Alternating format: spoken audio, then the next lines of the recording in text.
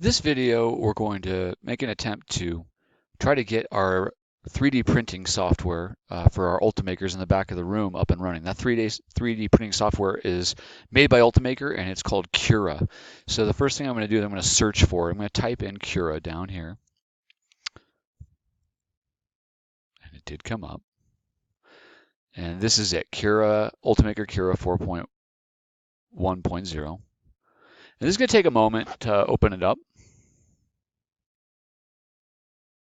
It's a strange one.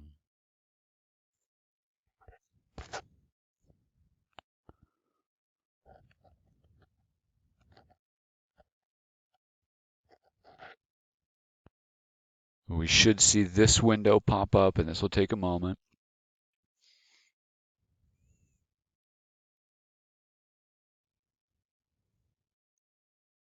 We'll follow the prompts, get started, agree to the user agreement. We'll see that. All right, so here we get to add a printer, and this is what we want to do. Add a networked printer, add a non-networked printer. That's what we're going to do. So what that means is we don't print over the internet. We're going to use an SD card.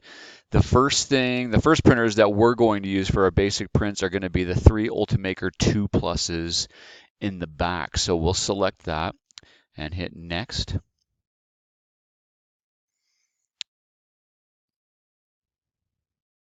Finish. I don't think you need to make an account. And then the only other thing we need to do get going is we have to select, just make sure that we're on Ultimaker 2 Plus, so that sending it to the right type of a printer. And then we also make sure that we're using the correct nozzle. Now, all the nozzles right now are set to have a diameter of 0.6 millimeters. That's kind of mid-range. Something really small like a 0.2 would be good for very, very fine work. Something that's a little bit faster might be a 0.8. We're kind of in the middle. So we're going to set that to 0.6 millimeters. And the material that we're using is a type of plastic called PLA, polylactic acid, and that's important to set that correctly too, and to know what material you're using, because the extruding temperature, the temperature at which that melts, is different for different plastics. So we got to make sure that those are selected correctly. But other than that, that's as simple as that to get started. So we're going to select PLA. We're all using that for the first print, and 0.6 millimeters for the nozzle, and we should be good to go. I'll show you some other videos on how to import a part and get the print started.